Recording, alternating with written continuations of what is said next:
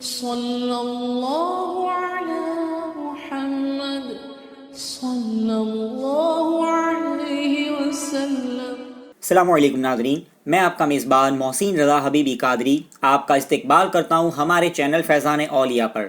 دوستوں، آج کی ویڈیو میں ہم ایک ایسے عظیم ولی کامل کا کچھ ذکر خیر کریں گے جو گجرات کے سلسلے چشتیہ کے اکابر بزرگوں میں سے ہے، جنہوں نے اپنی پوری زندگی دین اسلام کی خدمت، لوگوں کو رشد و ہدایت اور سلسلے چشتیہ کی اشاعت میں گزاری۔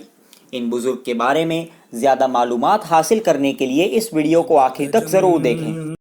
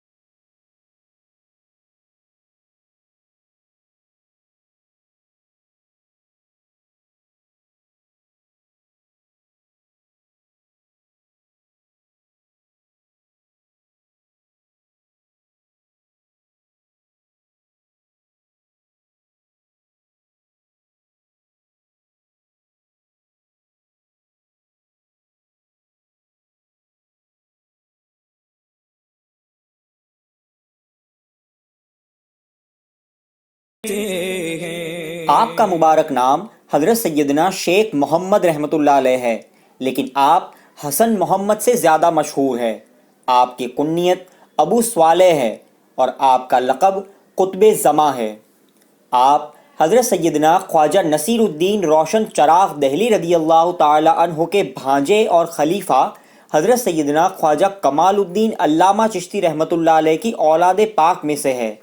آپ کے والد گرامی کا مبارک نام حضرت شیخ احمد کبیر میاں عرف شیخ جیو رحمۃ اللہ علیہ ہے، اور آپ کے محترم چچا حضرت سیدنا خواجہ جمال الدین جمن شاہ چشتی رضی اللہ تعالی عنہ گجرات کے اکابر اولیاء میں سے ایک ہے، جن کے درگاہ شریف کی ویڈیو کی لنک آپ کو ڈسکرپشن میں مل جائے گی۔ حضرت سیدنا شیخ حسن محمد چشتی رحمۃ اللہ علیہ کی ولادت شریف شہر احمد آباد ہی میں ہوئی۔ اس وقت گجرات میں سلطان مظفر شاہ حلیم بن محمود بیگڑا کا دور حکومت تھا۔ ایک دن آپ کی خانقاہ شریف میں اس زمانے کے مشہور بزرگ حضرت شیخ نور بخش قادری رحمۃ اللہ علیہ تشریف لائے۔ آپ کے والد ماجد نے ان کا استقبال کیا اور ان کی خاطرداری کی۔ آپ کے بچپنے کا عالم تھا، قریب 2.5 سال کی عمر شریف رہی ہوگی آپ کی۔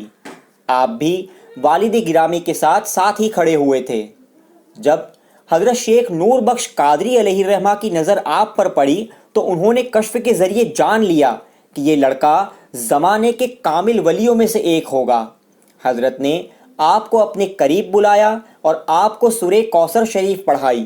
دوران گفتگو حضرت نے آپ کے والد صاحب سے کہا کہ میاں جی، آپ کے یہ صاحبزادے اپنے وقت کے عارف کامل بنیں گے۔ پھر جب آپ کی عمر شریف 5 سال کی ہوئی تو آپ کے چچا حضرت سیدنا خواجہ جمال الدین جمن شاہ چشتی علیہ الرحمہ نے آپ کو مرید کر لیا اور ساتھ ہی آپ کو سلسلے چشتیہ کی خلافت و اجازت بھی عطا فرمائی، اور حضرت نور بخش قادری رحمۃ اللہ علیہ نے بھی آپ کو سلسلے قادریہ، نور بخشیہ، تیفوریہ وغیرہ کی خلافت و اجازت عطا فرمائی۔ آپ کی بزرگی اور کرامتوں کی شہرت دور دور تک پھیلی ہوئی تھی۔ سلطان مظفر شاہ حلیم اور ان کے دربار کے امراء آپ کے بہت عقیدت مند تھے۔ آپ کا معمول تھا کہ فجر کی نماز سے فارغ ہو کر آپ قرآن پاک کی تلاوت میں مشغول ہو جاتے، پھر دوپہر تک درس و تدریس میں مصروف رہتے۔ اس کے بعد خانقاہ شریف میں موجود درویشوں کے ساتھ تھوڑا سا کھانا کھاتے، کچھ دیر آرام فرمانے کے بعد ظہر کی نماز ادا کرتے اور اس کے بعد واعظ و نصیحت کی محفل ہوتی جو عصر کی نماز تک چلا کرتی تھی۔ عصر کی نماز ادا کرنے کے بعد آپ اوراد و وظائف میں اور ذکر جہر میں مشغول رہتے۔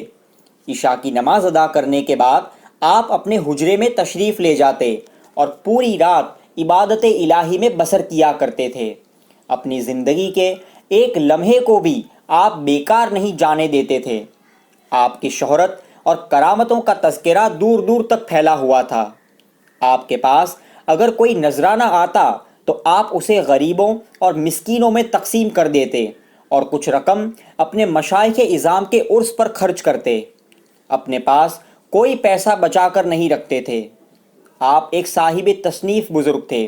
آپ نے قرآن پاک کی بہترین تصنیف لکھی جس کا نام تفسیر محمدی رکھا، اور ساتھ ہی تفسیر بیضاوی کے اوپر آپ نے حاشیہ بھی لکھا، اور ان کے علاوہ اور بھی کئی دوسری کتابیں آپ نے تصنیف فرمائی۔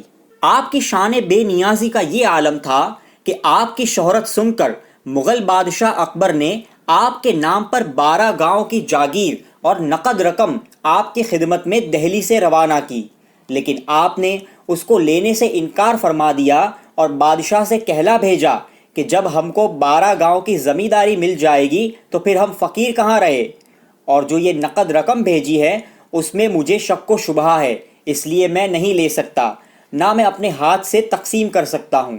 بادشاہ کو اختیار ہے کہ جسے چاہے دے دے، میں دعا کے لیے حاضر ہوں اور سب مسلمانوں کے لیے دعا کرتا ہوں۔ آپ نے اپنے علاقہ شاہپور میں ایک شاندار مسجد کی تعمیر کی جو قریب 8 یا 9 سال کی مدت میں مکمل تعمیر ہوئی، اور آپ نے اس مسجد کی تعمیر میں اس زمانے کے 1 لاکھ روپے خرچ کیے۔ آج بھی یہ مسجد شاہپور علاقے میں موجود ہے اور بہت خوبصورت ہے، جسے پتھر والی مسجد کہتے ہیں۔ اس مسجد کے اندر آپ ہی کی اولاد پاک میں سے کچھ بزرگوں کے مزارات بھی ہیں جن پر ہم نے ویڈیو اپلوڈ کیا ہوا ہے، اس کی لنک بھی آپ کو ڈسکرپشن سے مل جائے گی۔ آپ نے 41 سال تک رشد و ہدایت کا سلسلہ جاری رکھا اور اپنے فیضان و کرم سے لوگوں کو مالا مال کیا۔ 28 ذی القعدہ ہجری 982 میں آپ نے وصال فرمایا۔ آپ کا مزار مقدس احمد آباد کے شاہپور علاقے میں مرجع خلائق ہے، ایڈریس کی لنک آپ کو ڈسکرپشن میں مل جائے گی۔ آپ کے وصال شریف کے بعد آپ کے شہزادے حضرت شیخ محمد چشتی رحمۃ اللہ علیہ آپ کے جانشین ہوئے۔ انشاءاللہ اس کے بعد انہی پر ویڈیو اپلوڈ کی جائے گی۔ دوستو، آپ کو یہ ویڈیو کیسا لگا ہمیں کمنٹس کر کے ضرور بتائیں، اور اگر آپ نے ابھی تک ہمارے چینل کو سبسکرائب نہ کیا ہو تو سبسکرائب ضرور کر لیں۔ السلام علیکم ورحمۃ اللہ وبرکاتہ۔